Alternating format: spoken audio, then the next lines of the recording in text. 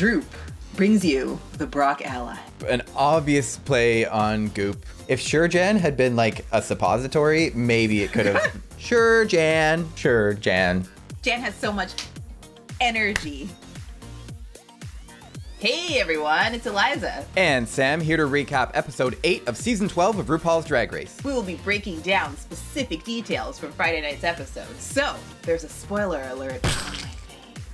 And make sure you stick around to the end of the episode where we'll be recapping the scorecard for this season. So, this week was the infomercial challenge. They had to do an extravagant, over-the-top, unnecessary product for the lifestyle brand Droop. They did. They also had Bob Harper helping them out with their branding behind the scenes, who is a fitness guru from The Biggest Loser. And the most exciting part is this week, you guys, the guest judge was Chaka Khan. Tell me something good. A lot of money. This is the Queen of Funk, people. You know Aretha Franklin's the Queen of Soul. Chaka Khan is the Queen of Funk. Chaka Khan! Tell me Chaka something Khan! Okay, so this week's mini challenge was a kiki amongst the ladies, which was actually kind of a semi-reading challenge, let's be honest. Yeah, I didn't really get it. It was a commercial. Using these wonderful products provided by FabFitFun, you need to curate a box for your bosom buddies. It was cute, it was fun, and Jackie and Gigi took the top spots, but really, it was Jackie, I think, was the star. It's cruelty-free, unlike your performance as Cardi B in the Snatch Game, which was really cruel for us to watch. So, the queens are filming their commercials, and they've got only 20 minutes to get all their takes in. That is kind of tight. Yes, it's about personality. Yes, it's about performance, but it's also about vision and how you can be edited down. If you see all the pieces in your mind, they'll fit together in the end. And a couple queens did that really, really well. Starting off with Jackie. Jackie Cox has the solution for you. Jackie with a magic carpet merkin. Absolutely hilarious. Nobody was getting the I Dream of Jeannie reference though, and I was like, what is happening? She knew exactly what she wanted. She could see it in her mind, even better than the supposed director. Jackie was giving me such Bianca Del Rio delivery when she just turned to the camera. She's like, Ladies of the night, hookers. Chaka Khan later on, when she was watching it, did not know what a merkin was. Did she make you want to buy a merkin? What is a merkin? I know what it is, but I'm still trying to wrap my head around why it is. That's the best stuff I've learned this year. After Jackie, we have Gigi with her Goodnight Bitch horse tranquilizer spray, ketamine solution. This was where I saw the success of the competition get to her head. Hi, I'm better than you. And in the rare case you're anything like me, you find it hard to get a good night's sleep after a long day of competing for the title of America's Next Drag Superstar. I think it's not out of the ordinary for a queen to do like a braggy, kind of bitchy sort of joke, but it just didn't land here. For just $18,500, or roughly the prize money for 3 maxi challenges and 2 mini challenges. I don't think she saw what it looked like from the audience's perspective. I thought it was cute. I thought that it was kind of her shtick. Like, I thought that was the character. When they showed it, I was a little surprised not even a single judge chuckled. I was like, come on. There was a few lines in there that were funny. Goodnight Bitch is designed to help you fall asleep faster and stay asleep longer. Possibly for days. I get it. It wasn't perfect. It wasn't the train wreck I found that they made it look like it was. Jan. Jan. Jan was ready to go. Jan was extra, and I am here for it. Have you ever wanted to feel the JAN-tasy? Well, girl, now you can. Introducing Jan. Bob wasn't so sure. The judges weren't so sure. Everyone thought it was kind of over the top. Again, as with Gigi, I read it as this is the shtick. This is the persona. This is what she's trying to sell. But it came off as perhaps too over the top. Jen was ready. Jen was maybe too ready. She brought everything that they asked people to bring to these. And this, to me, seemed like a case where she checked all the boxes without listening to the flow of the competition. Jan was feeling her JAN-tasy. I like that too. JAN-tasy. So what are you waiting for? Feel the JAN-tasy with Jan. Oh my God, Luxuritex. Okay, Jada Essence Hall. Jada hitting her mic over and over again. I was like, I feel this. I know what you're thinking. Don't hit your mic. Ow, I keep... Yeah, I Okay. know, I know. This is me on set, basically. She was incredible. She was funny. She was so good. She started off with that self-deprecating Grey's Anatomy joke. Yeah. And then she just got right into it. It was amazing. It's Jada Essence Hall, terrible actress from Grey's Anatomy and world-famous rich drag queen. This, to me, was the breakout personality I wanted to see from Jada. She's always this very refined, gorgeous queen. She brings a runway look, but this is one where she edited down perfectly. Sticky mess and bubblegum crotch. Ouch! She's now kind of this dark horse. It's not really the best thing to peak early in this competition, right? No. You want to have a steady rise to the top. And what it reminded me of was Trinity the Tuck, in terms of this gorgeous pageant queen that always brings the glam, and then one week she just comes in with this comedic timing and you're like, where did that come from? And it was a tucking panty product, no less, so I was getting very strong Trinity vibes. At least 3 strips is wise, depending on your size, from Chiquito to El Chalupa Grand. See, that's Spanish. Next we had Heidi Hydrates. And of course, it was great. Now introducing Heidi's Hydrate Multi-Purpose Lotion. Made from silks and satin. The whistle, the way it just shifted all of a sudden in the middle. Hilarious. To me, it's exactly what I expected from Heidi. For me, this was a do or die moment for Heidi. Once she was able to kind of step out of the scripted moments and bring her personality into the shoot, that's when she started to shine. Forget about everything and just let loose, Heidi. Go, girl. Let loose, let loose. Now introducing Heidi's Hydrate Multi-Purpose Lotion. Yes. It edited down so well. There was just this perfect balance of raw performance and concept, and I think that's what worked really well for Heidi. Bitch, I told you it could cause hella. So next we have Widow Von Du. Widow Von Du, who did Throw-tay because you're gagging. Poor Widow, unfortunately, she was nervous though. She was forgetting her lines. She was even crying on stage afterwards, but Chaka was awesome. You know, Chaka Khan gave her some love and some encouragement. This could be a turning point for you. You know that? I see great promise in you. She had a few funny lines here and there, but she just seemed so nervous and so uncomfortable and so in her head. All the personality that we saw Heidi was able to bring into this commercial, Widow wasn't able to convert. Last but certainly not least, Oh my God. Crystal Method. Crystal Method with the magic mullet. First of all, the look. And this was one where it looked like she was all over the place in rehearsal, but you could tell she saw it in her head. She let her personality into it and didn't let the script read her. She knew exactly what she was doing. She came in there totally prepared. She was like fun, funny, and quirky and charming. I need just a table that we can do science on. Don't we all? But then one of the most improvised moments of her whole thing, the science table, ended up being the most hilarious bit. And Ross was like, I loved when you were hammering wigs. I've been working on a project with a few scientists that will turn you into a fierce bitch like me in a matter of seconds. She rolled with the punches and had a really good vision, and I think that worked really, really well for her this week. The queens had some fun backstage doing impersonations, which I thought was so funny. We had literally everybody as Jan. Really emotional this week.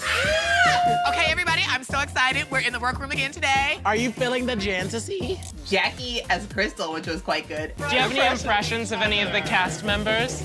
Well, I don't really have any impressions of anyone except for Crystal Method. And then Jada pops in just like zing, bam. Look, I'll be 8. She just so shady and it was amazing. I just love that part. They were Shade and Zane. All right, so we're gonna take it to the runway now, and the category is Black Wedding. I really like this category. I thought that was cool. So we start off with Jackie. I thought it was a brilliantly constructed, conceptual, but it didn't really stand out for me. Kind of classic Jackie. She went for a retro look, and I really like the fact that she pulled like a story and a character into it, and she sort of performed her little story on the runway. On to Jan, giving us the JAN-tasy. Ooh. She was a Raven Queen, she was fierce, and she had the theatricality. Jan was like a goth queen. She looked so beautiful, so sexy, and they were so edgy, like, you know, pretending to swallow her ring at the end and everything, and the huge I don't on the back. I really like that. Next we had Jada Essence Hall, and this was a full Essence of Beauty look. She looked expensive, right? That's what Jada does so well. She just looks luxurious. I think the really important thing with all of Jada's looks and concepts is that she never lets the outfit wear her. And her skin, again, her glistening shoulders, my God. Totally deserving of being in the top this week. And Gigi. Gigi good. This is what we've come to expect, right? It's fashion? Is it wait, but is it fashion? Pure fashion. She said it was a Christian Dior look. She had such nice detail, and I really liked that Hitchcock blonde hair. I don't know why anyone would be gagging at this point. She brings it to us every runway. The exact level of detail we're used to from Gigi. Mwah. I loved it. Her runway was so good that even if her performance was like, it didn't quite work, it was gonna keep her safe. Next up, we had perhaps our most theatrical look of the night. This was a look done by designer Florence DeLee. The whole concept was really, really strong, so I think it deserves a shout out for sure. So next up on the runway, we had Heidi N Closet, Hydrating Heidi, Heidi-ration. Miss Heidi. Miss Heidi, I am part of Heidi-ration Nation. I thought this look was beautiful. It's my favorite Heidi look I've seen all season. What a delight it was to see Heidi step it up in the challenge and then also come in with a really sharp runway look. Judges loved it, Chaka Khan loved it. Mwah, just beautiful for Heidi this week. It was really interesting. The shoulders were really cool, and then like the skirt and the train I thought was really nice and dramatic. Next is Ooh, Widow. the Widow Von Du. Okay, I really liked Widow's look. The eyes were amazing. I really liked the glittering veil and the sequin dress, and I thought she looked very regal. I really liked it. And last, but certainly not least, we had Crystal Method, and she was a spooky, dusty, undead bride. Boo. I loved Crystal's runway. There was detail, there was craft, there was story, there was performance. It gave me everything. I think if Ru had given this week to Crystal, nobody would have been mad about that. She had a strong performance in the challenge. Her runway solidified that this was her week. She really broke out here and became one of the front runners, I think. Boo. So after they do the runway, Ru asks them all, because they're all up on stage, that famous question. Who should go home tonight? A lot of people were saying Widow. Anyone who wasn't saying Widow was Widow, literally. Yeah. And she said Jan. God, I hate when they ask this question. It's always so uncomfortable. But yes, unfortunately, I think in this case, Widow just seemed so uncomfortable and nervous that I think that was the thing that got her, unfortunately. This week, half the people were in the top, half the people were in the bottom. No one was squarely safe, although a couple people were clearly not lip syncing. The top consisted of Jackie, Jada, Crystal, and the winner this week was Heidi Hydration, Heidi N Closet. A very well-deserved win for this queen who keeps putting it all out there. Wonderful to see her win. It was time. But that brings us to the bottom, which was everyone else. Gigi was told right away that even though she's in the bottom, she's safe, so she got to leave. And it ended up being a lip sync, Widow v. Jan. I was like, there's no outcome here that's gonna make me happy. I don't wanna see either one of them go home. But the lip sync was so high energy. This is what we were needing. This is what we were asking for at the beginning when they were maybe a little bit calmer. This was an incredible lip sync. Jan was fighting. I am pulling out my moves and dancing the house down, showing the judges how badly I want to be here. And Widow was feeling the song, just the soul that she put into it. Widow is really selling the words and the emotion of this song. I think Chaka Khan's soul has now entered Widow and is coming alive on this stage. I thought they were both gonna be safe. I thought this has gotta be it. This is a moment when you can both be safe. It could have been a double Shantae for sure. Even in Untucked, Widow and Jan were saying, if it's such bitch, let's give them the reason to keep us both. You can tell Widow's sung that song to herself a bajillion times. She knows every little nuance of it. And unfortunately, Jan could not match that precise energy. We love Jan. We will always stan Jan. An in memoriam for Jan. Hey, y'all. Let's play some basketball. I'm Jan, I'm 26, and I'm from New York City. Marsha, move over, sis, it's Jan. The girl next door, plus so much more, there's no choice but to stand. You're safe. You're safe. You're safe. You are safe. You're safe. You are safe. There's no choice but to stay. You're safe. You're safe. You're safe. You are safe. You're safe. You are safe. I made my decision! Oh my God. Sashay away. Get ready to feel the JAN-tasy. Bye. Now that we've dealt with the tops, bottoms, Jan has been eliminated, that brings us to our scoreboard. For yet another week, Gigi is at number 1. She lost a point this week, so she's at 7 points. Jada is at number 2 with 4 points. Jackie is 3rd place with 3 points. Then it goes to Widow with 1 point, Crystal with a neutral 0 points, and Heidi at -1. Those are our standings for the full season so far. Now let's switch over to the power rankings, which is the rankings from the last 3 weeks only. Gigi's still at the top, but her lead is not quite as big. She has 3 points. Second place is tied between Jackie, Jada, and Crystal, all with 1 point each.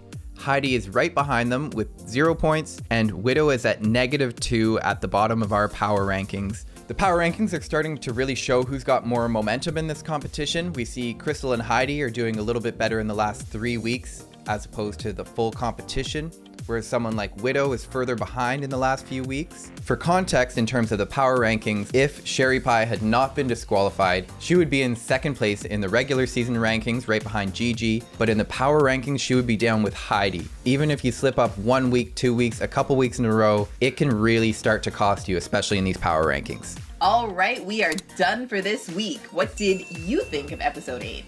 Let us know in the comments. And be sure to follow us on Instagram at MsWatchMojo. You can also follow me on Instagram at TheBDC or on Twitter at BDC. We will see you again next Sunday, only on MsMojo. Bye.